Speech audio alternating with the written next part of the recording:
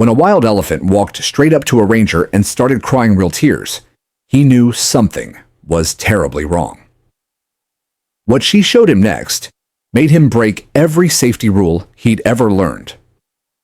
The sun burned down on the dry land of Samburu National Reserve in northern Kenya as Ranger Thomas Njoroge drove his truck along the dusty road. At 34 years old, Thomas had worked with elephants for over 10 years, and he thought he had seen everything these giant animals could do. But on this hot July afternoon, in 2019, he was about to learn he was wrong. His radio made a crackling sound, and voices came through talking fast and worried. Tourists at the elephant bedroom camp were calling about an elephant acting very strange near their rooms. The elephant kept making loud trumpet sounds and walking right up to the camp workers, like she wanted to tell them something. This was not normal because elephants in Samburu usually stayed away from people, even though they saw humans every day. Thomas drove toward the camp, and with each minute, the loud trumpeting got closer and louder. The sound was different from any elephant call he knew. It was not the deep rumble elephants use to talk to each other or the warning blast a mother makes to protect her baby. This sound carried something else, something that made the hair on his neck stand up straight. When he turned the corner near the camp, Thomas saw something he would never forget. A huge female elephant stood in the open space, her body covered in brown dust, and her sides moving up and down fast like she had been running for miles. But it was her eyes that made him stop and stare. In all his years with elephants, Thomas had never seen such clear feelings in an animal's face. Her eyes were wet and streaming with water that elephants make when they are very upset or scared. The look she gave him was begging, pleading, asking for help in a way no animal should be able to do. The elephant was named Nzuri by the camp workers who saw her often. She was about 28 years old and had lived in this area her whole life. She was usually calm and gentle, teaching younger elephants how to strip bark from trees or dig for water when the streams dried up. But the elephant standing in front of Thomas now looked nothing like the peaceful mother he knew. Nzuri took several steps toward his truck, then stopped and turned her huge head to look back at the thick bushes behind her. She did this 3 times, walking toward him, stopping, and looking back, like she was trying to show him something important. Her long trunk swayed back and forth with worry, and she made another heartbreaking trumpet sound that echoed across the whole reserve.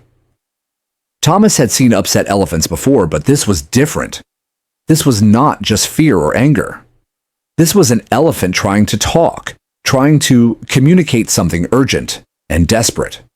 Thomas felt something deep in his chest telling him this elephant needed him to follow her.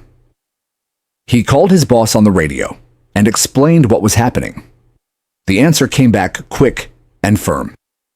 Do not get out of the truck. Do not go near the elephant. Wait for more rangers to come help. But as Thomas watched Nzuri getting more and more frantic, he knew that waiting might mean someone would die. Nzuri started walking back toward the bushes, stopping every few steps to look back at Thomas, with her huge ears spread wide. Elephant researchers know this means the animal is feeling very strong emotions. The message was clear as day. She wanted him to follow her, and she wanted him to follow right now. Thomas made a choice that could either save a life or end his job forever. He slowly opened his truck door and stepped out, talking in a low, calm voice to let Nzuri know he understood and was coming with her. What happened next was amazing. Nzuri stopped acting upset right away. She seemed relieved, like a heavy weight had been lifted off her shoulders. She waited while Thomas grabbed his medical bag and water bottles. Then she started leading him into the thick bushes full of thorns and twisted trees. Thomas followed behind her, his heart beating hard in his chest, as he realized he was trusting his life to an animal that could kill him with one swing of her trunk. They walked for almost 20 minutes through plants so thick and ground so rough that Thomas understood why Nzuri had come looking for human help. No truck could drive through this mess, and the heavy plants would hide any elephant in trouble from people searching by air. Nzuri walked with purpose, sometimes pausing to make sure Thomas was still behind her, her trunk reaching back like she was encouraging him to keep up and not give up. The temperature was climbing to 100 degrees, and Thomas could feel sweat soaking through his shirt as he pushed through thorn bushes and climbed over big rocks. Nzuri did not seem to notice the heat or the thorns, driven forward by something much stronger than pain or tiredness. Her focus reminded Thomas of stories his grandmother told about animal mothers who would face any danger to save their babies. Finally, Nzuri stopped in a small clearing under a huge baobab tree that gave some shade from the burning sun. She turned to look at Thomas one more time, her eyes showing both hope and fear mixed together. Then she stepped to the side to show him what she had been so desperate for him to see. Thomas felt like someone had punched him in the stomach as his eyes adjusted to the shade under the old tree. Lying completely still in the dust was a baby elephant so small it could not have been more than a few weeks old. The baby's body was covered in dried mud, and even from far away, Thomas could see its tiny chest moving up and down in a way that meant its body was shutting down. The baby's eyes were closed. Its little trunk lay flat in the dirt, and its breathing came in short, uneven gasps. Nzuri walked over to her baby and used her trunk to gently touch its face, making a low sound that was part lullaby and part cry of sadness. Then she looked back at Thomas, and in that moment, he understood everything. This mother had done something incredible, something that went against millions of years of instinct that taught elephants to fear humans. She had walked right up to her species' biggest enemy and led him to her most precious treasure, betting everything on the hope that he could save her dying child. What had brought this baby elephant to the edge of death in one of Africa's most protected places? And could Thomas possibly do enough to save it before it was too late? Thomas dropped to his knees next to the tiny baby, his hands already pulling supplies from his medical bag. Up close, the baby looked even worse than he first thought.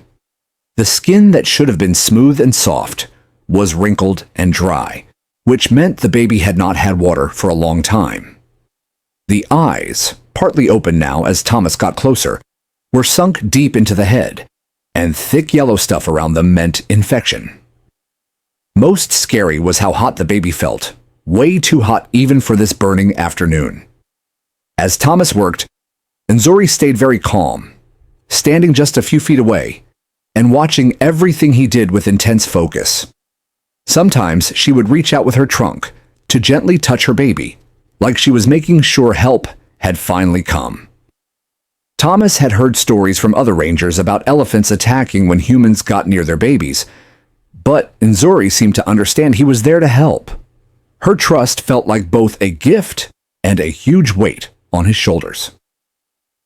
Thomas used his training and started checking everything fast. The baby, which he guessed was around 3 weeks old based on how big it was, had multiple problems happening at once. There was an open cut on the left back leg, red and swollen and oozing, probably from a lion attack or a bad fall. The cut had gotten badly infected, and the infection seemed to have spread through the baby's whole small body. Flies buzzed around the wound in a thick cloud, and Thomas could see little white worms had already started eating the damaged skin. But the infection was not the biggest danger right now. The baby was very dehydrated, a problem that could kill in just hours in this heat. Thomas quickly set up an IV line, something he had done hundreds of times on different animals, but never on such a young and weak elephant. His hand shook a little as he pushed the small tube into a vein in the baby's ear, knowing that even this small thing might be too much stress for the failing body. As the life-saving water started flowing into the baby's veins, Thomas called for emergency help on his radio. Dr. Emily Waweru, the main vet for the Samburu Conservation Trust, answered right away. She was at a clinic 50 miles away, but promised to get a helicopter and special equipment within an hour. Until then, Thomas would have to keep the patient alive with only the few supplies he carried in his field bag. Nzuri watched as Thomas cleaned the infected wound, carefully cutting away dead skin and removing worms while putting antibiotic powder on to fight the spreading infection. The baby barely moved during the painful cleaning, which really worried Thomas. A healthy baby elephant would have fought and screamed at being handled like this, but this little one seemed too weak to even feel pain. Its breathing stayed shallow and uneven, and its heartbeat, which Thomas checked by putting his hand on the baby's chest, was way too fast and weak. While working, Thomas noticed something else that explained part of the problem.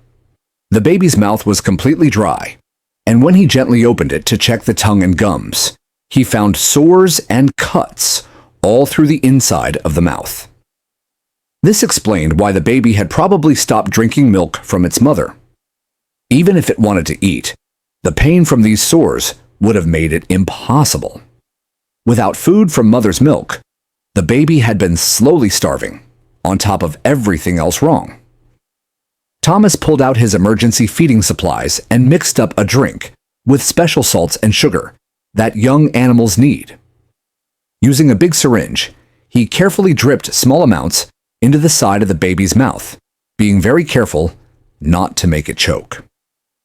To his relief, the baby showed some natural swallowing movement, managing to get down a few drops of the important liquid.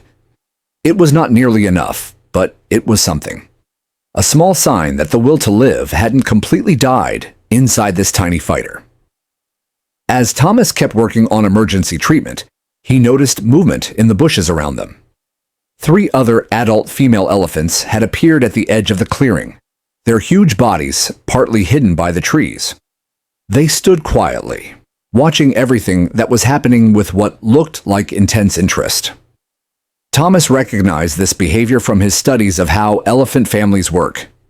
These were probably Nzuri's sisters, or cousins, members of her family who had been looking for her and her missing baby. Having more elephants show up should have scared Thomas to death, but their body language stayed calm and not threatening. They seemed to understand that the human on the ground was trying to help, not hurt. Nzuri sometimes looked back at her family members, making soft rumbling sounds that Thomas thought were updates on what was happening.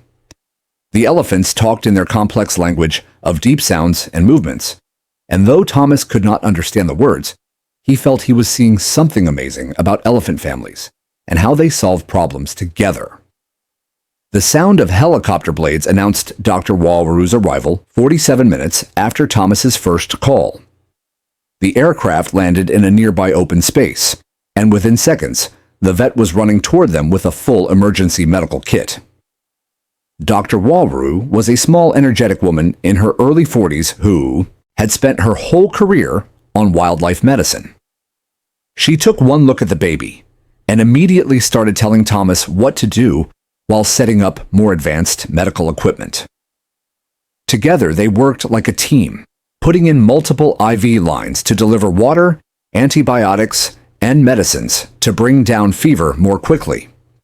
Dr. Waweru injected pain medicine to ease the baby's suffering and gave drugs to reduce the fever that was cooking the baby's brain.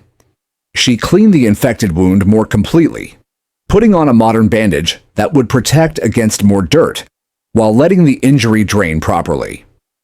Through all the intense medical work, Nzuri stayed close but gave them space to work, seeming to know that the humans needed room.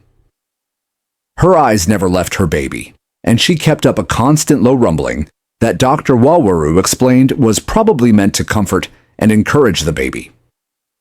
Research had shown that elephant mothers in trouble used specific sounds to calm their babies, and Nzuri was using every tool a mother has. After almost 2 hours of non-stop emergency care, Dr. Waweru sat back and looked at Thomas with an expression he could not read. The baby's vital signs had gotten somewhat better. The fever was coming down, and they were fixing the dehydration problem hard and fast. But the baby was not safe yet. The infection was bad, and the baby had lost dangerous amounts of weight. The next 24 to 48 hours would decide whether their work would result in recovery or just a more comfortable death. Dr. Waweru had to make a choice about what to do next. They could try to move the baby to the wildlife clinic where round-the-clock care could be given. But the stress of being separated from the mother and the trauma of transport might kill the weak patient before they even got there. Or they could leave the baby here with Nzuri, bringing portable medical equipment and having rangers watch and treat the baby in the field. This choice respected the elephant family structure, but offered less medical control and carried its own big risks. Dr. Waweru looked at Nzuri, who had not moved from her spot near her baby, despite all the noise and activity. The elephant's steady presence and the remarkable journey she had made to find human help seemed to help the vet decide. Would keeping this very sick baby with its mother in the harsh wilderness give it a better chance than the clean safety of a vet clinic? And had Nzuri's incredible act of trust bought her baby the miracle it needed? Dr. Waweru made her choice. They would treat the baby in the field, keeping the bond between mother and baby strong, while giving intensive medical support. It was unusual and would need amazing teamwork between the vet team and the elephant family. But something about Nzuri's behavior convinced the doctor that separating them would cause more harm than good. Within hours, the ranger station had been turned into a mobile hospital command center, with teams working in shifts, so someone was always watching the baby. Thomas volunteered to take the first overnight watch, setting up a small camp about 100 feet from where Nzuri and her baby stayed under the baobab tree. As darkness fell over the reserve, the temperature dropped, giving relief from the day's brutal heat. Thomas sat by his small fire, checking the medical equipment that now surrounded the baby elephant, looking at vital signs every 30 minutes and adjusting fluid drips when needed. What he saw that night challenged everything he thought he knew about animal intelligence and feelings. Nzuri never left her baby's side, not even for the few minutes it would have taken to drink from the nearby stream or to eat the plants around them. She stood guard like a soldier, her huge body positioned to block the cool night wind from hitting the baby. When the baby made small crying sounds or moved, Nzuri would respond right away with gentle touches of her trunk and soft sounds that seemed designed to comfort. But Nzuri was not alone in watching over her baby. Her 3 family members stayed nearby, forming a protective circle around the baobab tree. They took turns standing watch while others rested, creating a rotation that made sure constant protection against lions or hyenas. Thomas watched them sharing food, passing branches and grass to Nzuri so she could eat without leaving her baby's side. The level of cooperation and emotional support shown by these elephants was remarkable, displaying a depth of family bonding that matched anything seen in human families. By morning, the baby showed its first real signs of getting better. Its eyes opened more fully, following movement for the first time since Thomas had arrived. The baby managed to lift its head slightly, a small victory that brought tears to Thomas's eyes and made Nzuri and her family rumble with excitement. Dr. Waweru arrived with the sunrise, bringing fresh supplies and more medicine. Her exam showed that the fever had broken during the night, and the infection, while still serious, seemed to be responding to the strong antibiotic treatment. The breakthrough came on the morning of the second day. Thomas was changing the wound bandage when he noticed the baby trying to move its legs, trying to shift position from the spot where it had lain for so long. Nzuri responded immediately, using her trunk to help steady and support her baby as it struggled to adjust its position. The effort wore out the little elephant, but the fact that it had the strength and desire to move at all was hugely encouraging. Dr. Waweru decided to remove the IV lines for a while, wanting to see if the baby would try to drink milk, now that its mouth sores were being treated, and the worst of the infection was under control. What happened next became one of the most emotional moments in Thomas's career. Nzuri seemed to understand right away what was needed.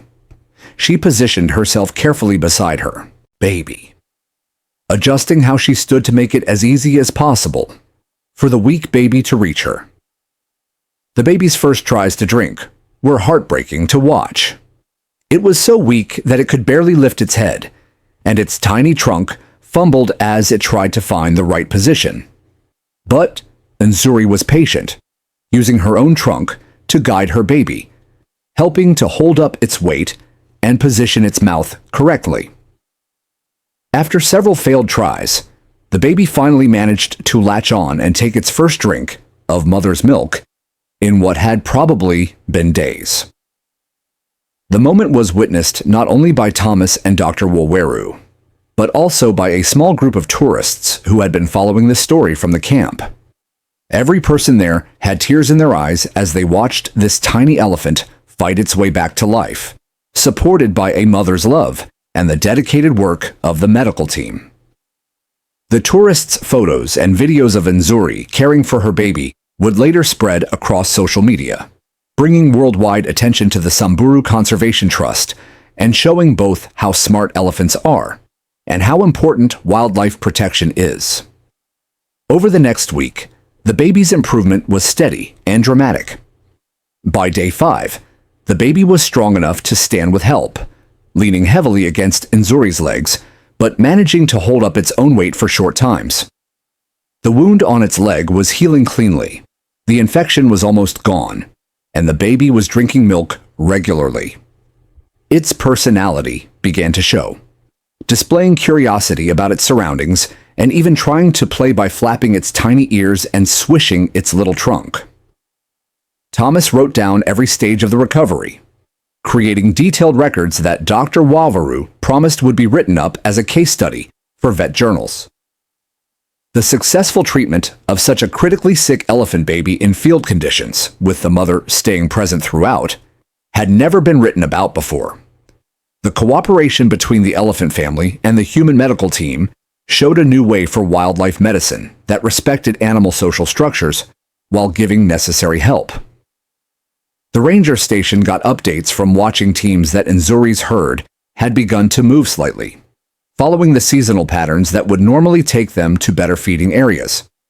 But they moved slowly, never going far from the baobab tree, waiting for the smallest member of their family to be strong enough to travel.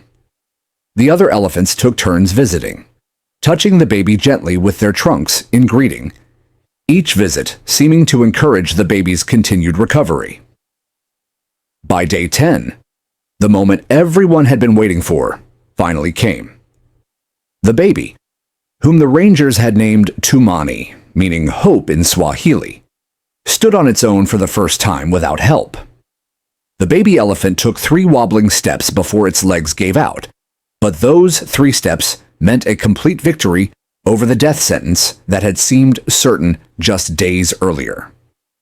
Nzuri celebrated with triumphant trumpeting that was answered by her family members, a chorus of joy that echoed across the reserve and brought tears to every ranger and visitor who heard it.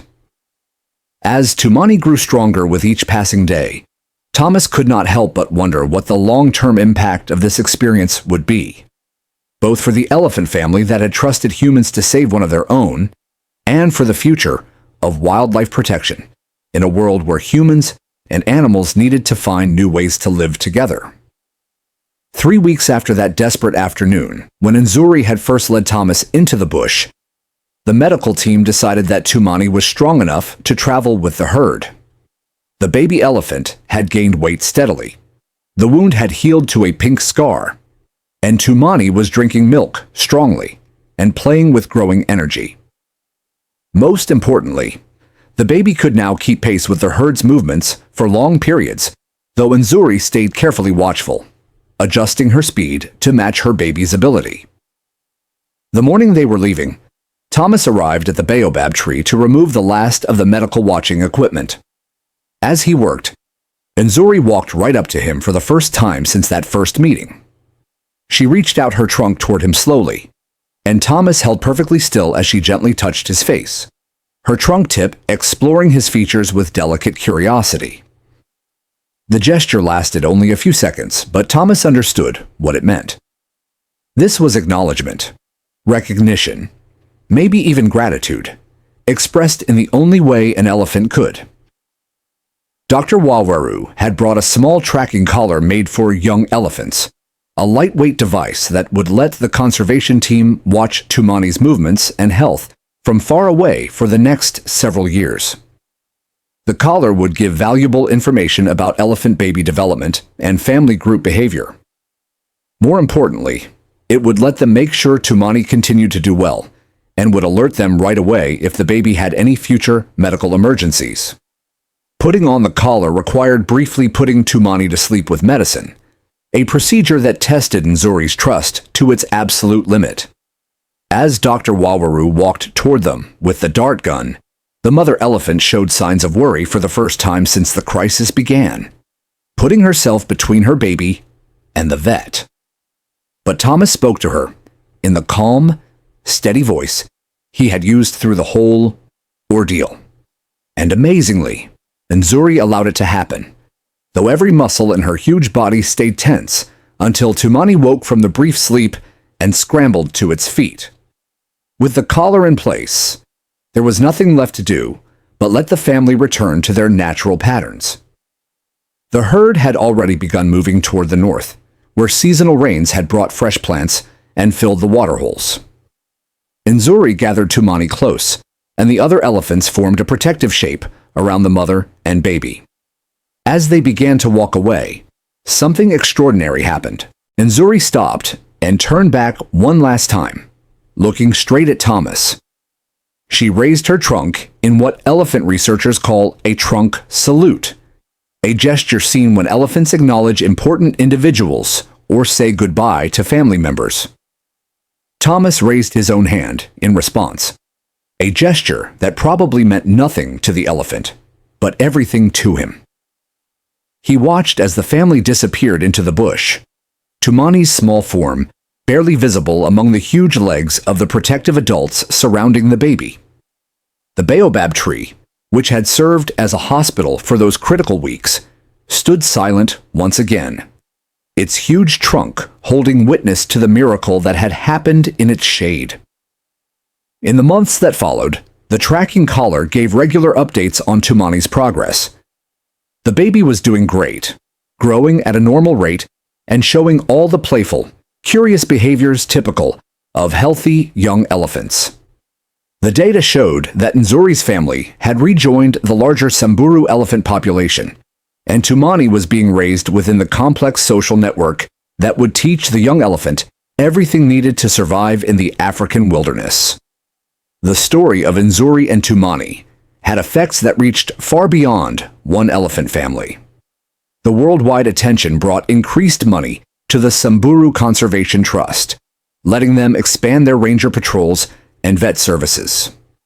Tourists came specifically hoping to catch a glimpse of the famous mother and baby, creating money that supported local communities and gave them economic reasons to protect, rather than compete with the wildlife sharing their land. Thomas found himself invited to conservation meetings around the world, sharing the story and the lessons learned from this amazing cooperation between humans and elephants. He stressed that the key to Tumani's survival had not been advanced medical technology or human help alone, but rather the recognition that animal families have wisdom and abilities that deserve respect.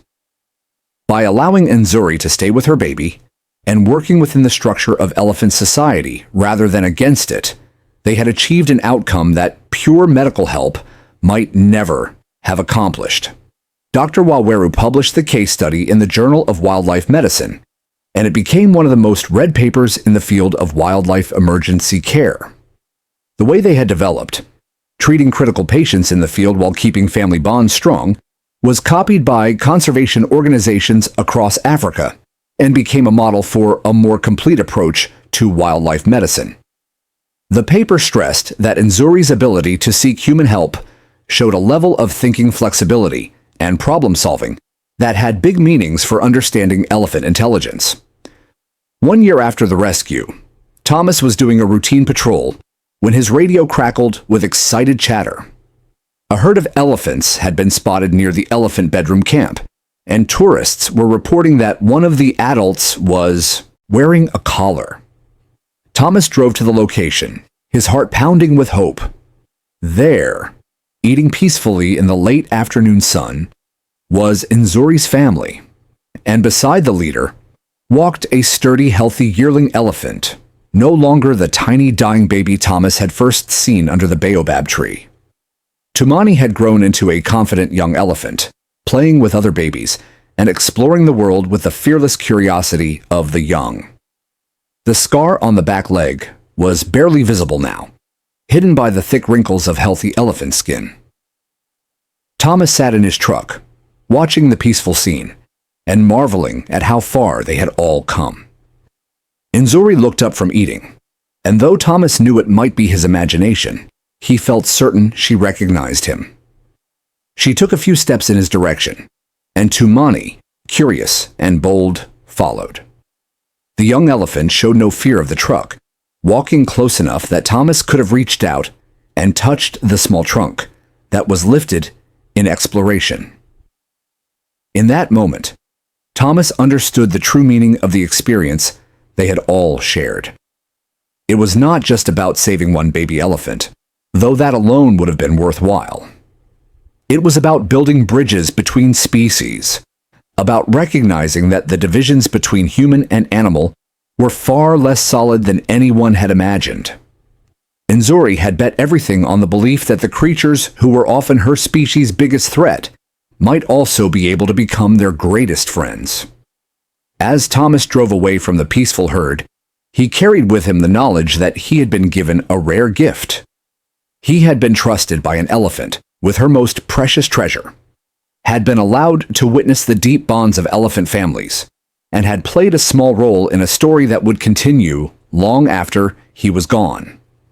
Tumani would grow up, would have babies of its own someday, and would pass on to future generations not just the genes for survival, but perhaps also the learned knowledge that humans, approached with wisdom and caution, could sometimes be friends rather than threats.